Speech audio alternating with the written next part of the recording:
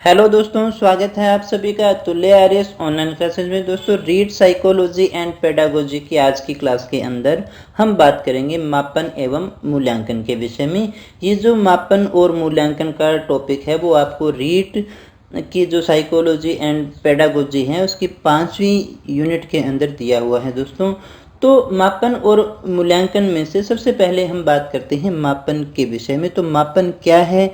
मापन से जो हमारा तात्पर्य है वो हमेशा मानसिक मापन से हुआ करता है। दोस्तों, मापन का जो तात्पर्य है मानसिक मापन से है और मूल्यांकन के लिए मापन को आवश्यक माना जाता है। दोस्तों, यानी कि मूल्यांकन का ही एक भाग है मापन। तो हम ऐसा कह सकते हैं कि मापन मूल्यांकन का ही एक पार्ट हुआ करता है।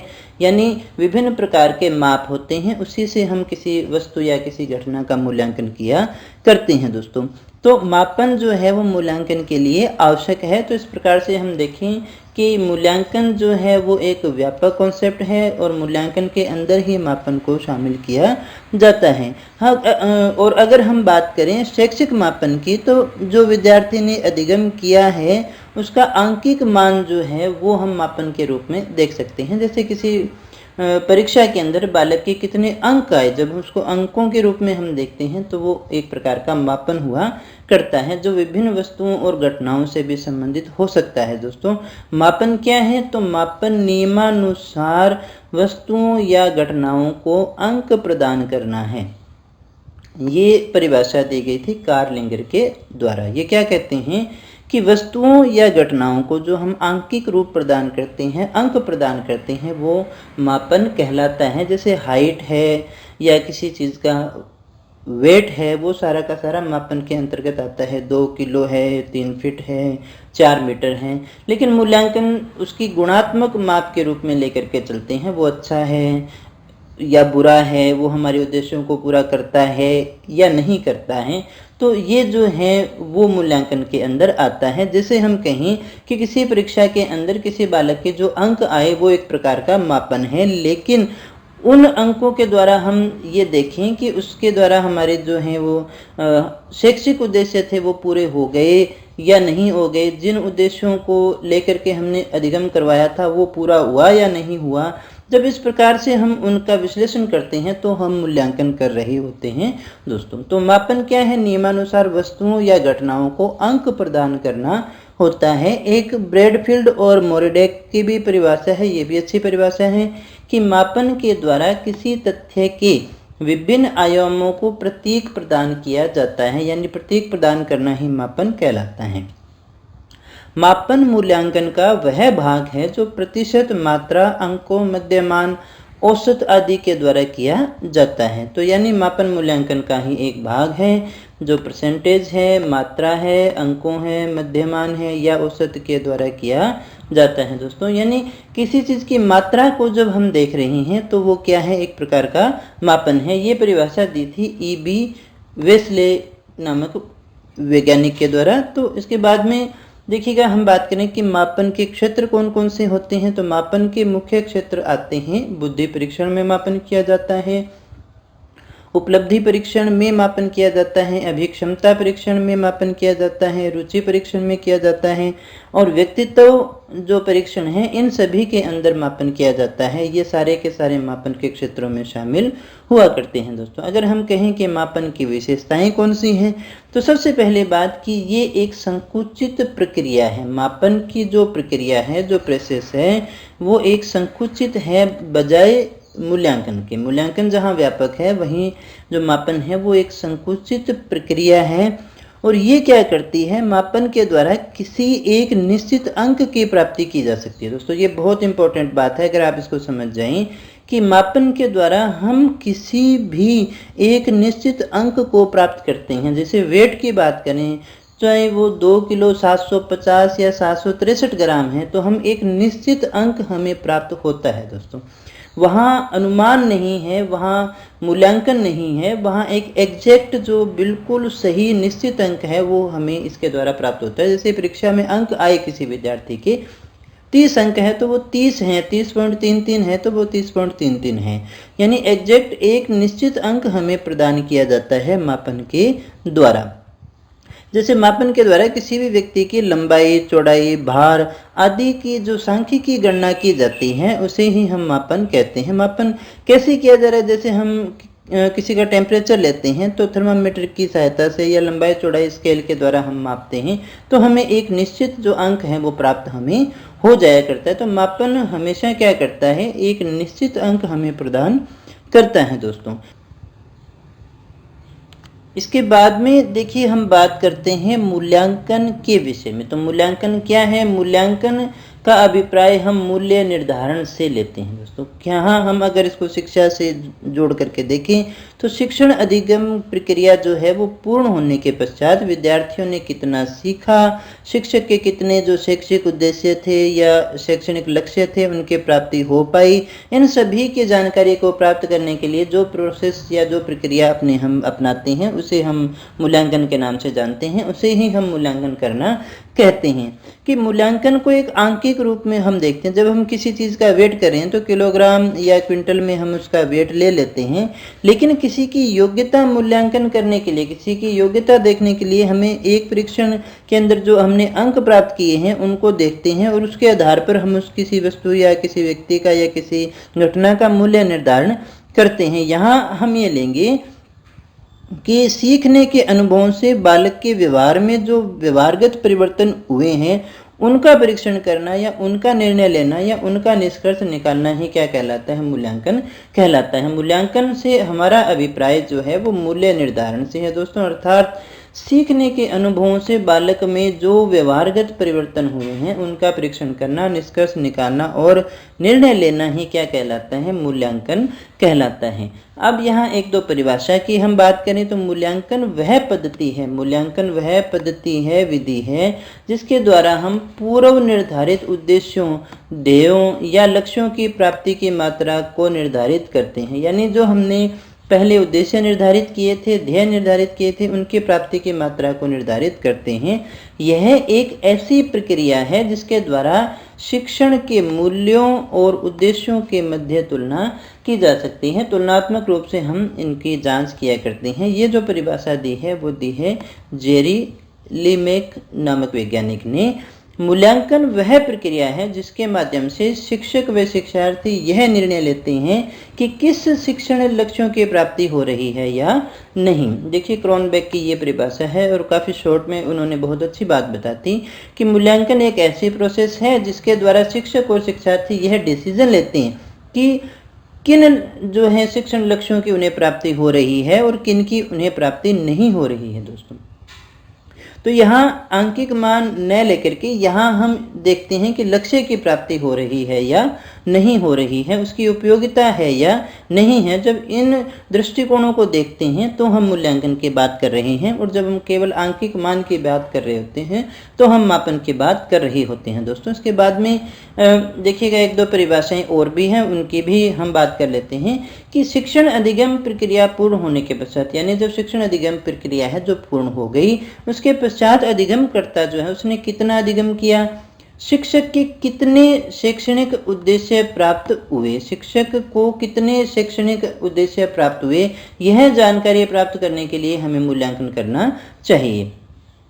थॉर्नडाइक की जो परिभाषा है ये भी एक अच्छी परिभाषा है कि जिस भी वस्तु का अस्तित्व है, दुनिया में जो भी वस्तु है उसका किसी न किसी मात्रा में अस्तित्व होता है। यानी दुनिया में कोई वस्तु है तो उसकी कोई ना कोई मात्रा भी है, यानी वो किसी न किसी क्वांटिटी में मौजूद है दोस्तों। अगर वो मौजूद है, उपस्थित है, तो उसे मापा भी जा सकता है। ये बात कहने वाले थे थॉर्नडाइक। मूल्यांकन को छात्रों द्वारा शैक्षिक उद्देश्यों को प्राप्त करने की सीमा ज्ञात करने की क्रमबद्ध प्रक्रिया के रूप में परिभाषित किया जा सकता है, MM डांडेकर। तो इतना कुछ जानने के बाद में हम कम से कम ये समझ चुके होंगे कि दोनों ही एक प्रोसेस है, एक प्रक्रिया है। जब हम किसी चीज़ का आंकिक मान ले रहे हैं तो हम मापन कर रहे हैं, लेकिन जब हम किन्हीं उद्देश्यों को देख करके कि वे उद्देश्य कितने प्राप्त हुए हैं, वो कम हैं या ज़्यादा हैं, तो उनको एक क्रमबद्ध प्रक्रिया के रूप में जब हम देखते हैं तो हम मूल्यांकन की बात कर रहे होते हैं दोस्तों। इसके बाद में देखिए मूल्यांकन की विशेषताएं, मूल्यांकन क्या होता है, किस प्रकार की उनके अंदर चीज़ें देखनी चाहिए, या एक अच्छे मूल्यांकन के अंदर कौन कौन सी चीज़ें होनी चाहिए। तो सबसे पहले हम बात करें वो है मूल्यांकन की विशेषता, वस्तुनिष्ठता। मूल्यांकन में क्या होनी चाहिए, वस्तुनिष्ठता होनी चाहिए। वस्तुनिष्ठता क्या होती है, ये कि जब जो परीक्षा जो ली जा रही है, परीक्षण जो लिया गया है, उसमें जो उत्तर हो वो अलग अलग न निकल करके आए, यानी उत्तर एक ही हो। यानी कोई भी जो एग्जामिनर है उसको कोई भी जांच करे तो प्रश्नों के जो उत्तर हो वो देखिए वही रहना चाहिए, यानी कि उसके मूल्यांकन में प्रभाव न आए। यानी एक परीक्षा जो हुई, एक परीक्षण जो ले लिया गया, उसको एक एग्जामिनर चेक करे चाहे 50 एग्जामिनर चेक करे, लेकिन कभी भी उसके परिणाम में अंतर न आए। जैसा हम वस्तुनिष्ठ परीक्षाओं में देखते हैं, जैसे ऑब्जेक्टिव जो एग्जाम पेपर होता है, अगर किसी प्रश्न के 2 अंक हैं और उसका आंसर बी है, तो चाहे उसको कितने भी एग्जामिनर चेक करें उसमें 2 ही मार्क्स देंगे, उसमें कम मार्क्स नहीं दे सकते हैं।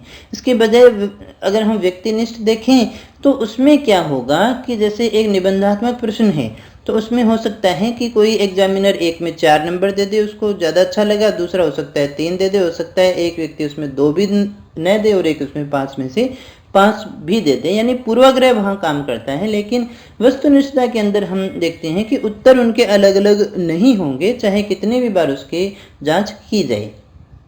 फिर इसके बाद में हम बात करते हैं वैधता। वैधता क्या है कि मूल्यांकन की वह मात्रा है, यानी जहाँ उसकी शुद्धता, योग्यता, विशेषता या तथ्य का मापन करता है जिसके लिए उसकी रचना की गई है। यानी जिस उद्देश्य के लिए या जिस चीज़ के लिए उस मूल्यांकन का निर्माण किया गया है वो उसको पूरा कर रहा है या नहीं कर रहा। अगर पूरा कर रहा है तो हम उसे वैध कहेंगे, अगर वो पूरा नहीं कर रहा तो हम उसे अवैध मानते हैं। यानी जिन उद्देश्यों को लेकर के हमने वो एग्ज़ाम हमने बनाया है, वो परीक्षण बनाया है, वो मूल्यांकन बनाया है, अगर वो उसको पूरा कर रहा है तो वो वैध है, अन्यथा वो वैध नहीं है। दोस्तों इसके बाद में देखिएगा विश्वसनीयता। विश्वसनीयता क्या है, किसी भी विद्यार्थी के विभिन्न अवसरों पर या उसी प्रकार के दूसरे परीक्षणों में भी लगभग अंक कैसे आने चाहिए, समान आने चाहिए। यानी जब एक विद्यार्थी का परीक्षण हो गया तो अगर उसी प्रकार के विभिन्न अलग अलग अवसरों पर परीक्षण किए जाएं तो लगभग उसके अंक उसके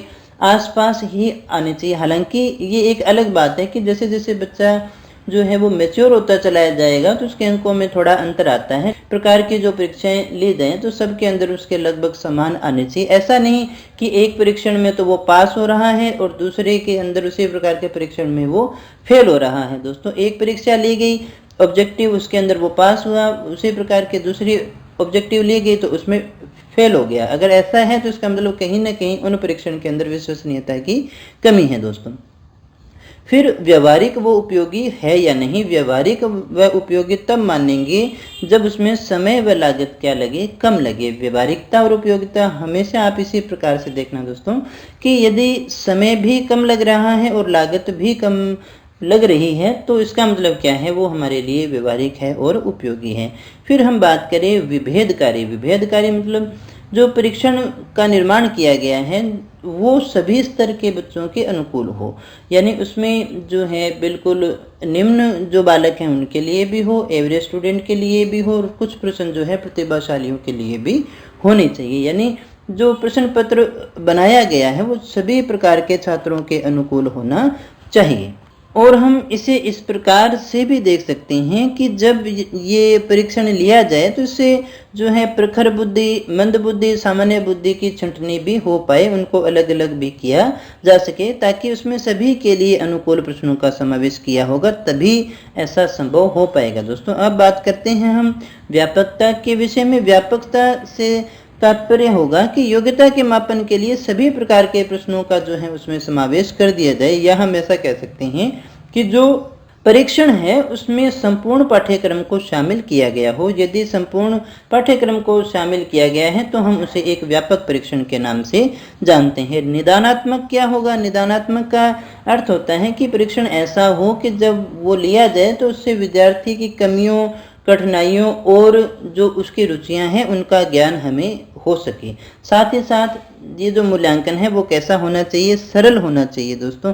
एक अच्छे मूल्यांकन की विशेषताओं की हमने बात की है दोस्तों। यहाँ मूल्यांकन की विशेषताओं से तात्पर्य हम क्या ले रहे हैं कि एक अच्छे मूल्यांकन की ये विशेषताएं होती हैं। यहाँ से प्रश्न बहुत बार पूछा जाता है दोस्तों कि विश्वसनीयता का तात्पर्य क्या है, व्यवहारिकता का तात्पर्य क्या है। एक बार पुनः इसको समझने की कोशिश कीजिएगा। वस्तुनिष्ठता क्या होगी, कोई भी परीक्षा वस्तुनिष्ठ या व्यक्ति है ये तब कहलाती है जब प्रश्नों के विभिन्न उत्तर नहीं बल्कि एक ही उत्तर हो। अगर प्रश्नों के उत्तर अलग अलग हैं तो वो फिर वस्तुनिष्ठ नहीं कहलाएगी दोस्तों। एक से अधिक उत्तर होने पर परीक्षा के परिणाम में अंतर आएगा, लेकिन वस्तुनिष्ठ अगर है तो उसमें किसी प्रकार का पक्षपात नहीं हो सकता। जो परीक्षक है वो ज़्यादा या कम नंबर नहीं दे सकता है दोस्तों, इसलिए हमें इसको वस्तुनिष्ठता का गुण मानते हैं। वैधता का क्या था, शुद्धता, योग्यता और विशेषता का जो मापन वो करता है जिसके लिए उसकी रचना की गई है, यानी उस कसौटी पे खरा उतरता है जिसके लिए उसको तैयार किया गया है। इसके बाद में हम बात करें व्यवहारिक व उपयोगी, तो समय व लागत कम आए। विश्वसनीयता की बात करें तो इसलिए हम उस पर देखिए विश्वास करते हैं कि वो सब चीज़ों का समानता से मापन करता है, उसने कुछ भी छोड़ा नहीं है। विभेदकारी, ये जब है सभी स्तरों के अनुकूल हमने इसको बनाया होगा दोस्तों। उम्मीद करता हूँ कि अच्छे से आपको समझ में आ चुका होगा। फिर भी नहीं आए, किसी प्रकार की कोई दिक्कत लगे तो आप कमेंट बॉक्स में पूछ लिया करिएगा। इसके बाद में हम देखते हैं मापन और मूल्यांकन में क्या अंतर है दोस्तों। मापन एक अपूर्ण ज्ञान है, यानी उससे हमें ये पता नहीं चलता कि वो चीज़ अच्छी है या बुरी है दोस्तों। जैसे हमने कहा कि किसी वस्तु का हमने वेट ज्ञात किया, वेट 70 kg है या 50 kg। अब ये वेट कैसा है, अच्छा है या बुरा है, ये हम नहीं जानते। किसी परीक्षा के अंदर 30 अंक आए, अब वो 30 अंक अच्छे हैं या बुरे हैं। हो सकता है वो 30 अंक 40 में से 30 अंक आ गए, लेकिन वो 30 अंक अच्छे हैं या बुरे हैं जब हमें पता चलता है। बाकी कंपैरिजन देखें, यदि कक्षा में 30 अंक सबसे कम हैं तो फिर वो अंक कम हो गए, वो मूल्यांकन के आधार पे देखेंगे। अगर 40 में से 30 आए और अगर वो फर्स्ट पोजीशन पे हैं तो वही अंक क्या हो जाएंगे, अच्छे हो जाएंगे। तो ये मूल्यांकन जो है ये हमें पूर्ण ज्ञान प्रदान करता है, लेकिन मापन जो है हमें अपूर्ण ज्ञान प्रदान करता है। मापन एक प्राचीन अवधारणा है, मापन तो पहले से ही चला हुआ आ रहा है, लेकिन मूल्यांकन एक नवीन धारणा है जिसमें समयानुसार परिवर्तन भी होता रहता है दोस्तों। मापन के लिए उद्देश्य जानना आवश्यक होता है, मापन के लिए उद्देश्य जानना आवश्यक है, जबकि मूल्यांकन उद्देश्य पर आधारित होता है। मूल्यांकन तो हम करते ही इसलिए हैं कि हमने जो उद्देश्य लिए थे वो पूरे हुए या नहीं हुए। मापन में देखिएगा सार्थक भविष्यवाणी हम नहीं कर सकते कि आगे क्या होने वाला है, लेकिन मूल्यांकन के द्वारा हम बता सकते हैं कि भविष्य कैसा है। मापन में जो है समय, धन, श्रम क्या होगा, कम लगेगा, माप लिया हो गया। जबकि मूल्यांकन में हमें विश्लेषण करना पड़ता है, इसलिए समय ज़्यादा लगेगा, धन भी लगता है और मेहनत भी इसमें ज़्यादा लगती है। मापन में किसी एक गुण का या चर का मापन होता है। जैसे हम कहें कि वृद्धि और विकास का जो अंतर होता है उसी प्रकार का लगभग यहाँ भी अंतर होता है। खाली एक चीज़ को देखा गया, वेट को देखा गया तो वो एक ही चर का मापन होगा वेट, लेकिन मूल्यांकन के अंदर हम व्यापक चीज़ों को देखते हैं, अनेक प्रकार के गुणों को शामिल किया करते हैं। मापन केवल सामान्य जांच हेतु जो है समय समय पर किया जाता है। मूल्यांकन जो है वो आजीवन चलते रहने वाली प्रोसेस है दोस्तों, हमेशा चलती रहती है। अब हम बात करें मूल्यांकन के प्रकारों की, तो 3 प्रकार के हम मानते हैं। कौन कौन से होते हैं, मौखिक मूल्यांकन, लिखित मूल्यांकन और प्रायोगिक मूल्यांकन। कौन कौन से होते हैं, मौखिक है, लिखित है और प्रायोगिक मूल्यांकन है दोस्तों। मौखिक की बात करें तो जो हम ज़बानी प्रश्न पूछते हैं उन्हें हम मौखिक मूल्यांकन के नाम से जानते हैं। इनके अंदर जो है प्रत्यक्ष रूप से आमने सामने उपस्थित होकर के मौखिक रूप से जो प्रश्न पूछे जाते हैं उसे हम मौखिक मूल्यांकन कहा करते हैं दोस्तों।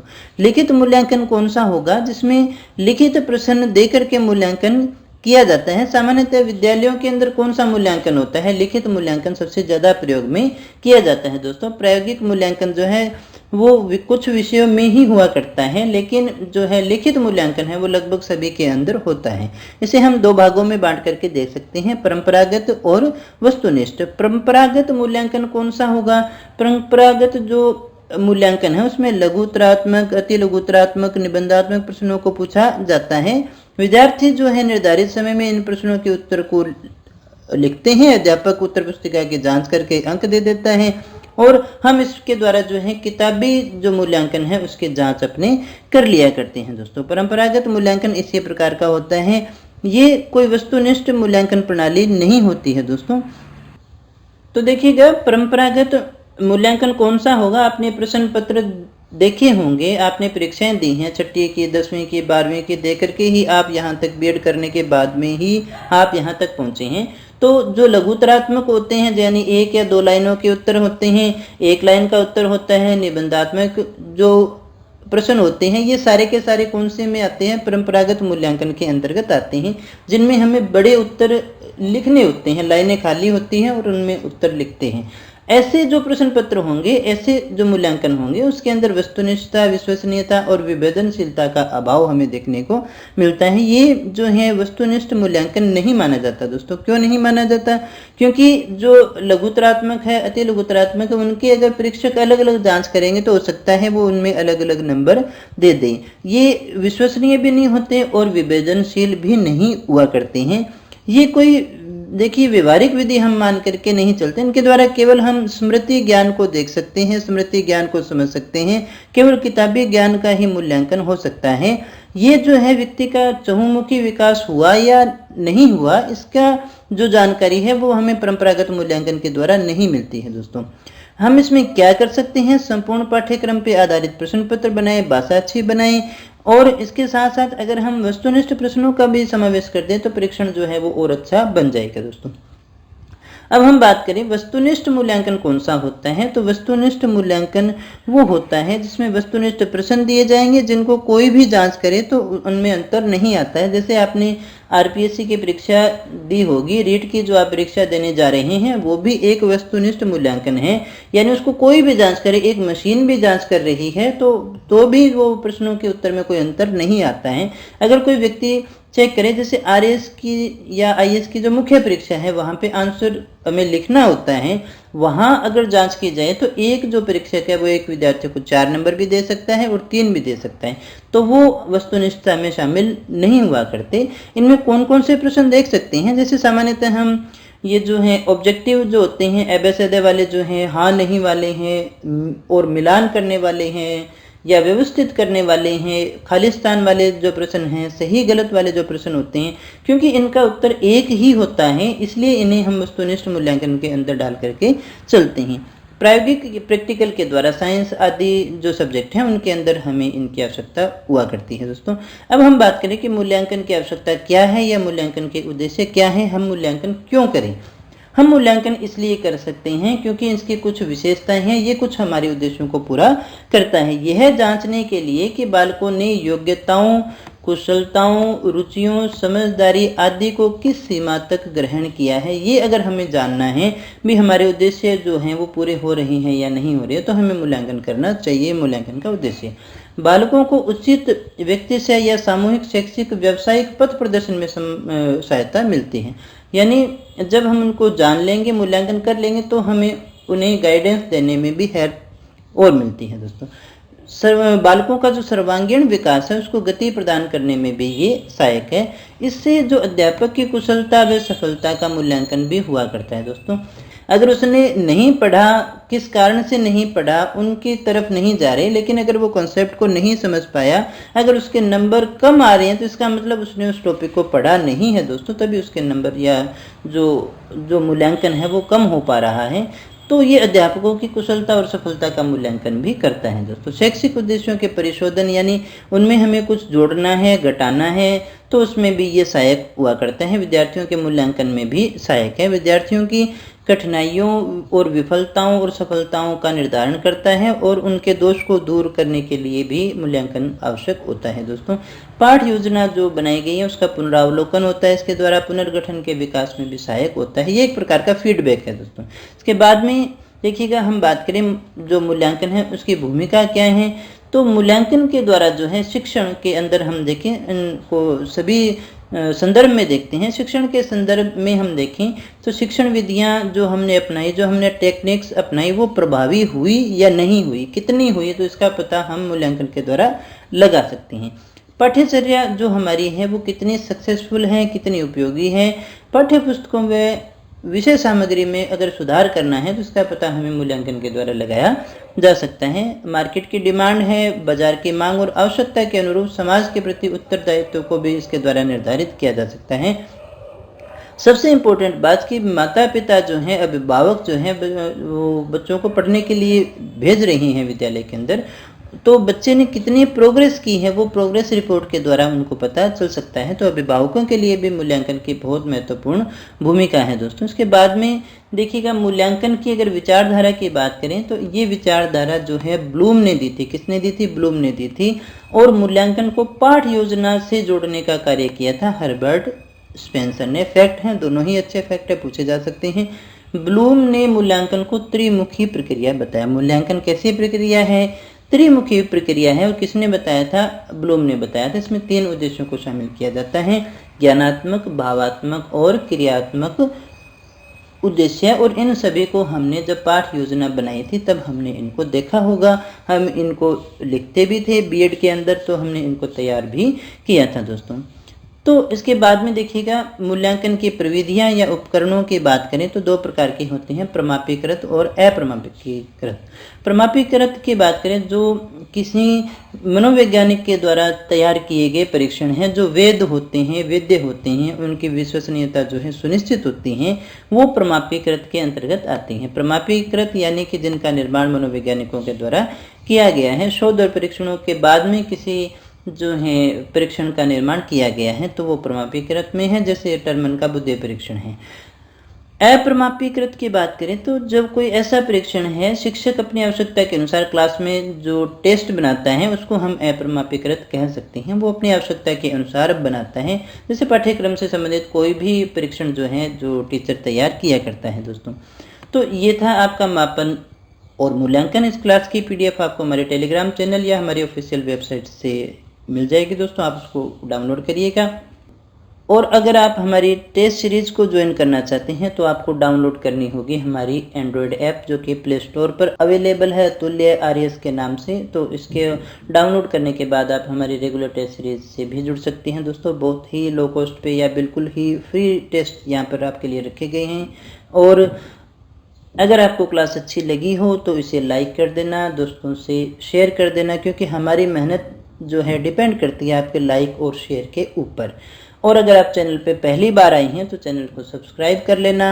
और अगर आप चाहते हैं कि आपकी तैयारी में कोई बाधा न पहुंचे तो बेल आइकन को ज़रूर दबा लेना, ताकि क्लास आते ही आपको नोटिफिकेशन मिल जाए। मिलते हैं अगली क्लास में, तब तक बने रहिए हमारे साथ। Thank you very much.